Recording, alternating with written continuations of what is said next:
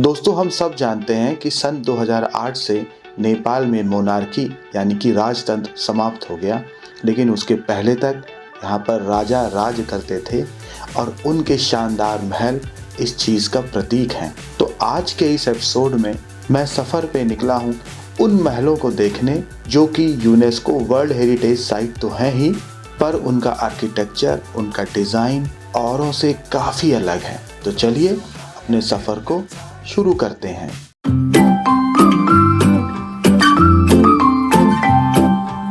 दोस्तों, दरबार स्क्वायर के साइट सीन की यात्रा हम लोग शुरू कर चुके हैं। काठमांडू वैली में 3 दरबार स्क्वायर हैं। पहला पाटन दरबार स्क्वायर, दूसरा काठमांडू दरबार स्क्वायर और तीसरा भक्तपुर दरबार स्क्वायर, और यह तीनों ही वर्ल्ड हेरिटेज साइट भी हैं। पिछले एपिसोड में हम लोगों ने काठमांडू के वर्ल्ड हेरिटेज साइट जैसे कि स्वयंभू और बौद्धनाथ के दर्शन किए। अगर आपने वो एपिसोड नहीं देखा है तो डिस्क्रिप्शन बॉक्स में मैं लिंक शेयर कर दूंगा, उसको जाकर ज़रूर देख लें। और नेपाल की यात्रा आपको कैसे प्लान करनी है उसका मैंने एक सेपरेट वीडियो बनाया है, उसका भी डिस्क्रिप्शन बॉक्स में मैं लिंक शेयर कर दूंगा, आप उसको भी ज़रूर फॉलो करें। चलिए विजिट करते हैं अपने सबसे पहले दरबार स्क्वायर यानी कि पाटन दरबार स्क्वायर। दोस्तों, हम लोग पहुंच गए हैं पाटन दरबार स्क्वायर में। काफ़ी बढ़िया नज़ारा है। 250 रुपये पर पर्सन का टिकट है जो हमने परचेज कर लिया है। चलिए चलते हैं अंदर, देखते हैं कैसा है। पाटन दरबार स्क्वायर नेपाल के ललितपुर शहर के केंद्र में स्थित है। इसका मुख्य आकर्षण मध्यकालीन शाही महल है, जहां ललितपुर के मल्ल राजा रहा करते थे। दरबार स्क्वायर नेवारी वास्तुकला का एक अद्भुत नमूना है, जो कि चौकोर फर्श लाल ईंटों से बना है। क्षेत्र में कई मंदिर और मूर्तियां हैं। मुख्य मंदिर महल के पश्चिमी द्वार के विपरीत स्थित है। दरबार स्क्वायर का इतिहास स्पष्ट नहीं है, यद्यपि ललितपुर के मल्ल राजाओं को शाही चौराहे की स्थापना का श्रेय दिया जाता है। ऐसा माना जाता है कि प्राचीन काल में पाटन एक समृद्ध शहर हुआ करता था। मल्ल राजाओं से पहले यहाँ आसपास प्रधान रहा करते थे। वास्तुकला का अधिकांश भाग 1600 दशक का है, जिसका निर्माण राजा सिद्ध नरसिंह मल्ल और उनके पुत्र श्रीनिवास सुकीर्ति के शासनकाल के दौरान किया गया। पाटन सबसे पुराने बौद्ध शहरों में से एक है। यहाँ पर 136 प्रांगण और 55 प्रमुख मंदिर स्थित हैं, जो कि हिंदू और बौद्ध धर्म से संबंधित हैं। महल में 3 मुख्य प्रांगण मूल चौक, सुंदरी चौक और केशव नारायण चौक स्थित है। मूल चौक महल के सेंटर में स्थित है। यह 3 मुख्य चौकों में सबसे प्रसिद्ध और सबसे बड़ा प्रांगण है। विद्या मंदिर इस चौक के केंद्र में स्थित है तथा तालेजू मंदिर प्रांगण के चारों ओर स्थित है। तालेजू भवानी मल्ल राजाओं की कुल देवी हैं। यह 3 छतों वाला 5 मंजिला मंदिर है।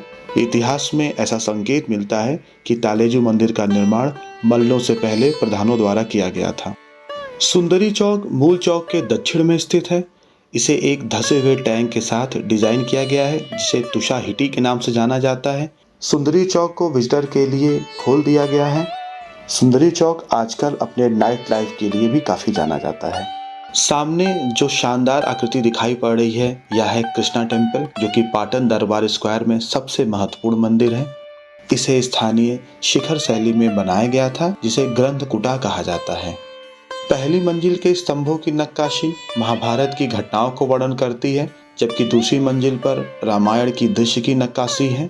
मंदिर का निर्माण सन 1667 में राजा सिद्ध नरसिंह मल्ल द्वारा करवाया गया। एक रात राजा ने भगवान कृष्ण और राधा को शाही महल के सामने खड़े देखा, जिस वजह से राजा ने उसी स्थान पर मंदिर बनाने का आदेश दे दिया। विश्वनाथ मंदिर भगवान शिव को समर्पित है। इसका निर्माण 1627 में सिद्धि नरसिंह मल्ल जी द्वारा करवाया गया। मंदिर के सामने प्रवेश द्वार पर 2 पत्थर के हाथी पहरा देते हैं तथा मंदिर के अंदर एक पत्थर का शिवलिंग भी स्थापित है। अभी जो सामने मंदिर दिखाई पड़ रहा है, यह भीमसेन मंदिर है, जिसका निर्माण 1680 में श्रीनिवास मल्ल जी ने करवाया था। भीमसेन महाभारत के एक महान व्यक्ति थे। नेवा में उन्हें पारंपरिक रूप से व्यवसाय और व्यापार के देवता के रूप में पूजा जाता है। पर्यटकों को मंदिर के अंदर जाने की अनुमति नहीं है। चलिए महल के भीतर चलते हैं। महल में एक गैलरी है, जहां पर राजाओं और महल से जुड़े हुए कुछ वस्तुएं हैं। चलिए उनका आनंद प्राप्त करते हैं। गैलरी के भीतर मुझे कई नक्शे दिखाई पड़े जो कि दरबार स्क्वायर को बनाने में उपयोग लाए गए होंगे। साथ ही साथ यहाँ मुझे यहाँ के राजा का सिंहासन भी दिखाई पड़ा जो कि बहुत ही आकर्षक था। भीतरी महल शुद्ध सागौन की लकड़ी से बना हुआ है। जितने भी अवशेष आप देख रहे हैं ये सब सागौन की लकड़ियों से बनाए गए हैं तथा सारी मूर्तियाँ वो मूर्तियाँ हैं जो यहाँ के राजाओं द्वारा पूजी जाती थीं। महल का अंदरूनी भाग काफ़ी शीतल और शांतमय है। मुझे महल के भीतर में आकर काफ़ी अच्छा लगा। पाटन दरबार स्क्वायर की यह यात्रा बहुत ही शानदार रही। अब हम लोग निकल चुके हैं काठमांडू दरबार स्क्वायर को विजिट करने। थोड़ी देर यात्रा की ही थी कि सामने हमको दिखाई पड़ गया भीमसेन स्तंभ, जिसको नेपाली में धरहरा भी कहते हैं, जो कि 72 मीटर ऊंचा है। इस स्तंभ का निर्माण सन 1832 में रानी ललित त्रिपुर सुंदरी के आदेश पर मुख्तियार भीमसेन थापा द्वारा कराया गया था। यह भी यूनेस्को वर्ल्ड हेरिटेज साइट है, जिसके 8वें फ्लोर से काठमांडू का मनोरम दृश्य दिखाई पड़ता है। सबसे ज़रूरी बात, अगर आप प्राइवेट बस से इंडिया या फिर नेपाल में कहीं जाना चाहते हैं, यहाँ पर कई बुकिंग ऑफिसेस भी हैं।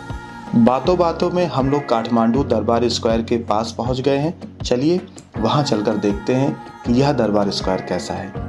दोस्तों, स्वागत करता हूँ आपका काठमांडू के दरबार स्क्वायर में। बहुत शानदार स्ट्रक्चर है। यहाँ हनुमान जी का एक फेमस मंदिर भी है। अंदर चलते हैं और देखते हैं कि ये दरबार स्क्वायर कैसा है। काठमांडू दरबार स्क्वायर काठमांडू का एक महत्वपूर्ण और सांस्कृतिक स्थल है। यह नेपाल के काठमांडू वैली में स्थित एक दरबार स्क्वायर में से एक है, जो कि यूनेस्को वर्ल्ड हेरिटेज साइट है। इस महल का निर्माण 3री शताब्दी में शुरू किया गया, लेकिन इसके भीतर की प्रमुख संरचनाएं बाद के समय में जोड़ी गईं। इस दरबार स्क्वायर का भी निर्माण मल्ल राजाओं द्वारा 16वीं शताब्दी में कराया गया, जो कि नेवारी वास्तुकला से सुशोभित है। केंद्र में सबसे प्रसिद्ध नौटाले दरबार है, जो कि नेपाल के एकीकरण की स्मृति में पृथ्वी नारायण शाह जी द्वारा बनवाया गया था। कुमारी चौक या मैं कहूँ कुमारी बहल नामक 3 मंजिला मंदिर दरबार स्क्वायर के दक्षिणी किनारे पर स्थित है।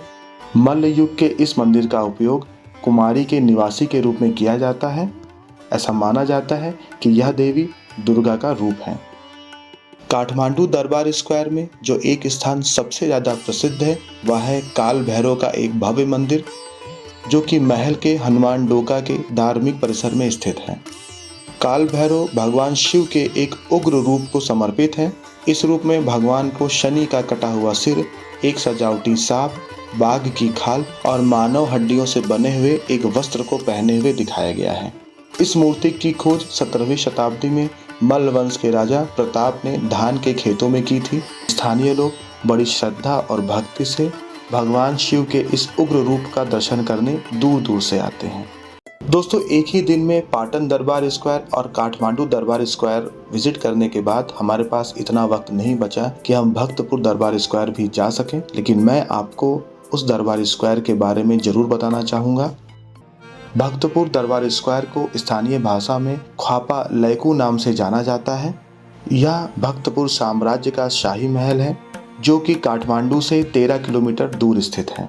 पूरा परिसर 4 अलग अलग क्षेत्र क्रमशः दरबार क्षेत्र, तौमधी क्षेत्र, दत्तात्रेय क्षेत्र और पाटरी क्षेत्र में बटा हुआ है। भक्तपुर दरबार क्षेत्र में मूल रूप से 55 खिड़कियों वाला एक महल है, जिसका निर्माण जीत मित्र मल्ल द्वारा कराया गया था।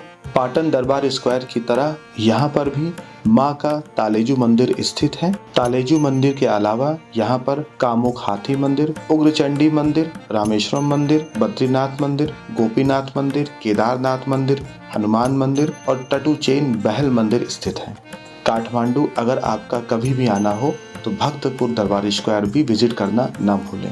काठमांडू वैली के दरबार स्क्वायर की यह यात्रा मेरी यहाँ समाप्त हो रही है। अगले एपिसोड में हम लोग देखेंगे काठमांडू के शानदार जायके, जिसमें नेवारी और थकाली क्विजीन के जायके स्थित हैं।